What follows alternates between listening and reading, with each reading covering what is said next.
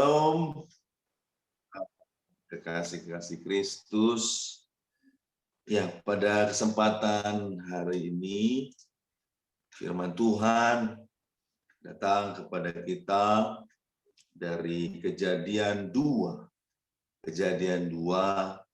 ayat 19 sampai yang ke-20. Ya, saya akan baca untuk kita Kejadian 2 ayat 19 sampai yang ke-20.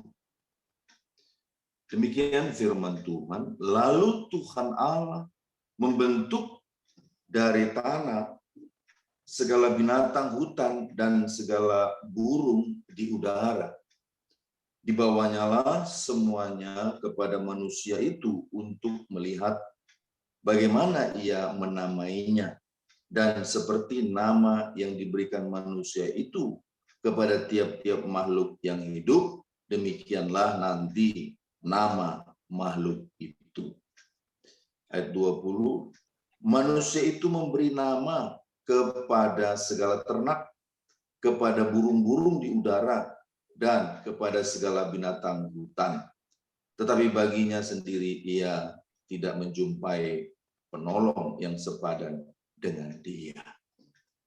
Ya, saudara-saudara yang dikasihi Tuhan Yesus Kristus, dari dalam firman Tuhan yang kita dengar pada saat hari ini, datang tema kepada kita, yaitu hidup dalam potensi super manusia. Saudaraku, kita manusia adalah ciptaan yang super. Super memiliki arti lain dari yang lain. Super memiliki arti luar biasa. Ada potensi di dalam kita manusia. Potensi berbicara kesanggupan, kemampuan. Maka dalam manusia ada kesanggupan yang luar biasa di dalam diri manusia itu sebagai ciptaan manusia. Nah, saudaraku, manusia bukan ciptaan yang biasa-biasa. Tuhan di dalam Alkitab yang kita baca barusan ini, saudara, itu menyatakan bahwa dalam perikopnya itu manusia dan Taman Eden. Tuhan menciptakan Taman Eden. Begitu lengkap, begitu indah, semua baik. Lalu Tuhan menciptakan manusia. Ya, dan Tuhan menciptakan yang amat sangat mulia dari seluruh ciptaannya, yaitu adalah manusia. Maka manusia bukan ciptaan yang biasa-biasa. Dari saudara dan saya, bukanlah manusia yang biasa-biasa, ciptaan yang luar biasa. Ya. Dan Tuhan mau kita hidup di dalam keluarbiasaan ciptaannya itu. Bagaimana kita untuk hidup di dalam potensi supernya manusia? Ya. Dalam firman Tuhan yang kita baca, setidaknya ada 2 langkah untuk hidup dalam potensi supernya manusia.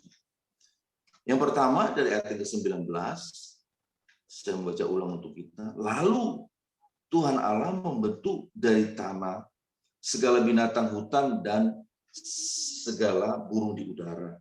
Dibawanyalah semuanya kepada manusia itu untuk melihat bagaimana ia menamainya. Dan seperti nama yang diberikan manusia itu kepada tiap-tiap makhluk yang hidup, demikianlah nanti nama makhluk itu. Di dalam penelusuran saya, ingin mengetahui berapa banyak sih nama binatang di bumi ini. Dan saya menemukan bahwa sampai saat ini ada 1,5 juta spesies binatang atau hewan. Dan diperkirakan ada 7 juta spesies hewan secara keseluruhan. Nah, saudaraku, di sana yang saya tangkap bahwa ya ada beberapa spesies binatang yang sudah punah. Dan bicara spesies ini bukanlah menunjukkan satu binatang. Bukan menunjukkan satu jenis atau satu kelompok binatang. Spesies menunjukkan, kata spesies adalah mewakili jenis, mewakili kelompok, mewakili keluarga binatang. Ya, saudara-saudara.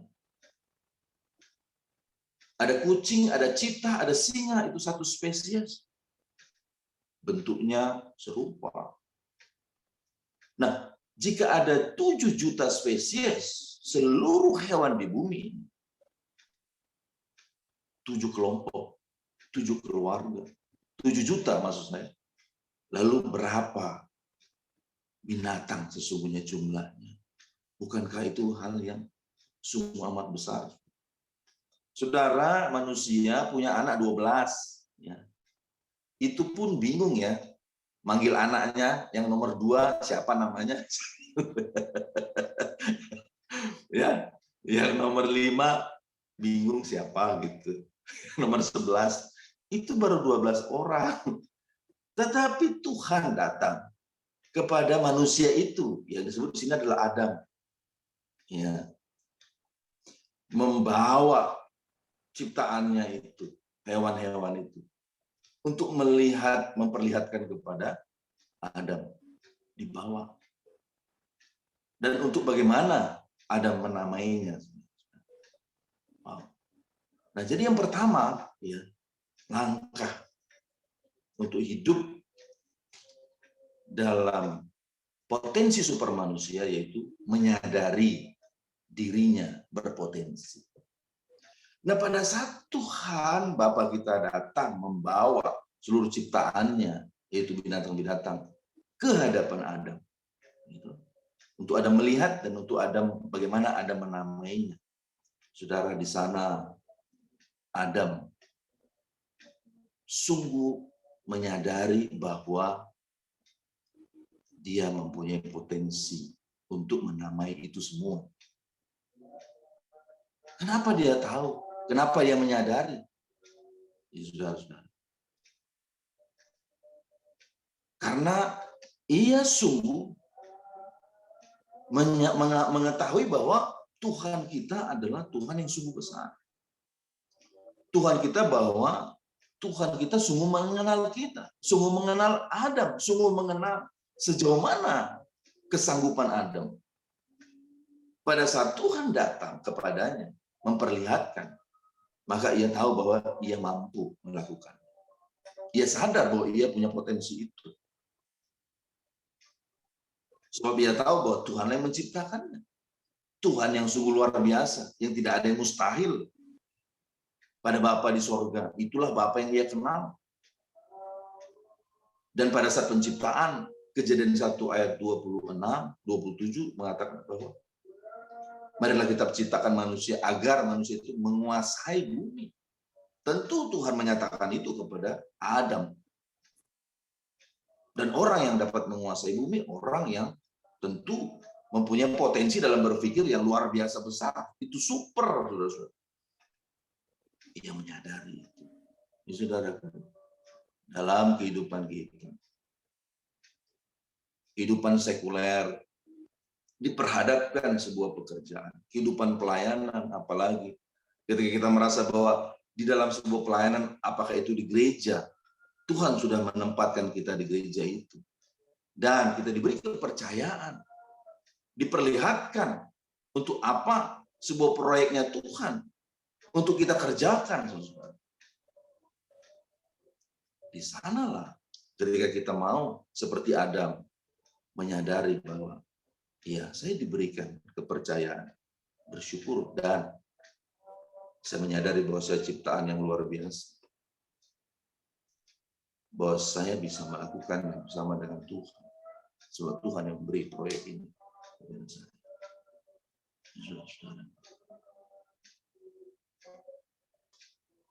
Yang kedua, saudara, langkah untuk hidup dalam potensi super manusia. Itu ayat yang ke-20. Manusia itu memberi nama kepada segala ternak, kepada burung-burung di udara, dan kepada segala binatang hutan, tetapi baginya sendiri ia tidak mempunyai penolong yang sepadan dengan dia. Ya, terutama di bagian air. Yang kedua langkahnya adalah taat menggunakan potensi. Di dalam ayat yang ke-20 ini, saudara, dikatakan manusia itu memberi nama kepada segala ternak. Ia lakukan saja. Apakah ia tahu potensi dia, kesanggupan dia mampu melakukan itu? Tentu Adam tidak tahu karena dia tidak pernah mengalami. Apakah Adam pernah sekolah? Adam tidak pernah sekolah seperti apa yang kita lakukan sekolah S1, S2, S3 sehingga kapasitas pemikiran kita semakin besar.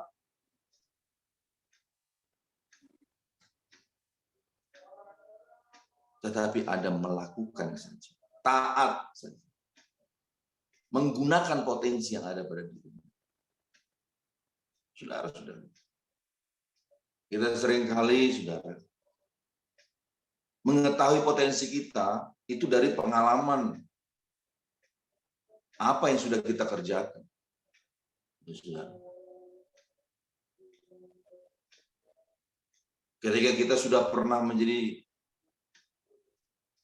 seorang, katakan manajer personalia yang menangani 10 orang misalnya. Ketika melamar pekerjaan lalu diterima tetapi karyawannya ada 1000.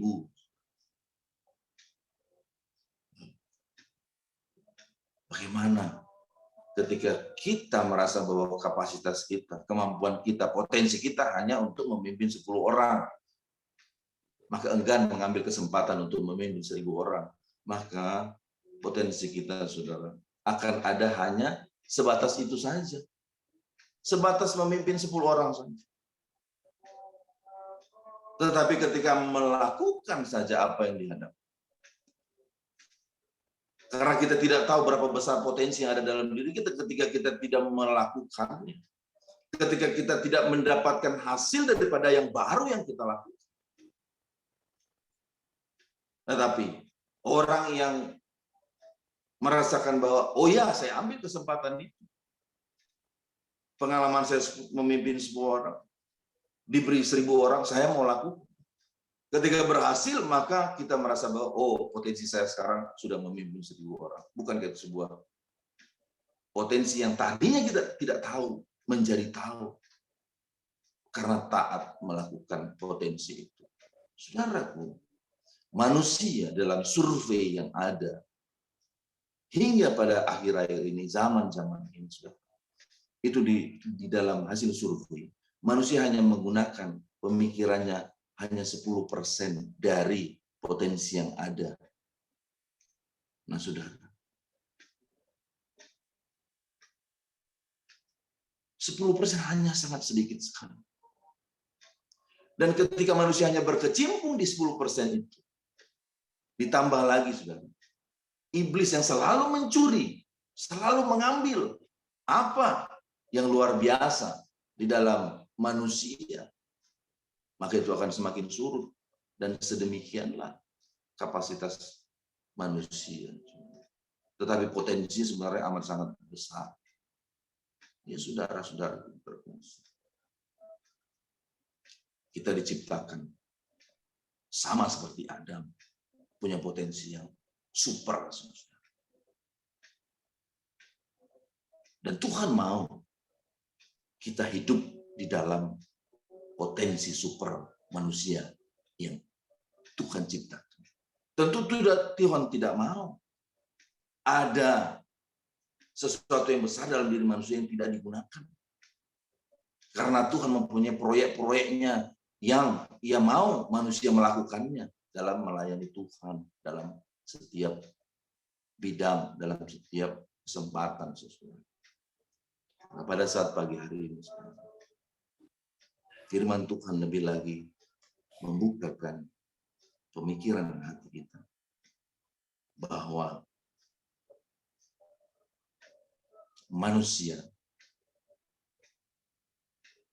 Tuhan mau hidup di dalam potensi super dari ciptaannya yang luar biasa.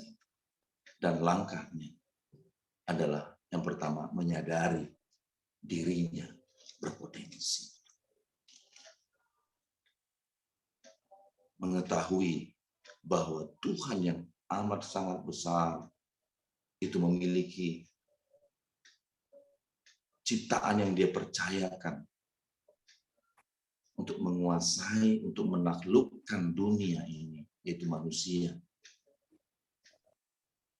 Memiliki potensi yang amat sangat super di dalam. Dan yang kedua, taat menggunakan potensi itu. Melakukan apa saja yang Tuhan perintahkan, yang Tuhan kehendaki, maka kita akan lebih lagi mengenal diri kita sebesar apa potensi yang sudah Tuhan ciptakan dalam kehidupan kita. Dengan sedemikian, maka dalam kehidupan kita akan naik dan bukan turun. Akan menjadi kepala dan bukan ekor. Kapasitas kita akan menjadi teramat luar biasa besar. Lebih dari manusia-manusia lainnya yang belum memahami, mengenal potensi yang super itu yang Tuhan telah ciptakan kepada manusia. Terpujilah Tuhan. Amin. Mari kita satu di dalam doa. Terima kasih Bapa yang mulia. Pada saat ini Tuhan, Engkau datang kepada kami dan membukakan pemikiran kami Tuhan. Memberkati kami Tuhan. Menyatakan bahwa kami punya potensi super. Ya Bapa, dalam kesempatan yang singkat ini kami mau mengambil komitmen, mengambil sikap Tuhan, dan mau berjanji kepada-Mu bahwa kami mau lebih lagi menyadari bahwa diri kami berpotensi super. Dan kami Tuhan menyatakan janji dan komitmen kami untuk kami taat menggunakan potensi yang ada dalam diri kami, walaupun itu belum kami ketahui, dan itu adalah hal yang luar biasa kami percaya yang telah Engkau anugerahkan kepada kami. Terpujilah Engkau yang mulia, kami bersyukur di dalam nama Tuhan Yesus Kristus. Kami berdoa. Amin. Ya. Silakan. Kita masuk dalam doa syafaat. Mungkin ada yang mau didoakan. Mohon doakan saya ya Bu. Saya nih ditinggal Pak Agus sudah mau 2 minggu ini Bu. Ya, Pak Agus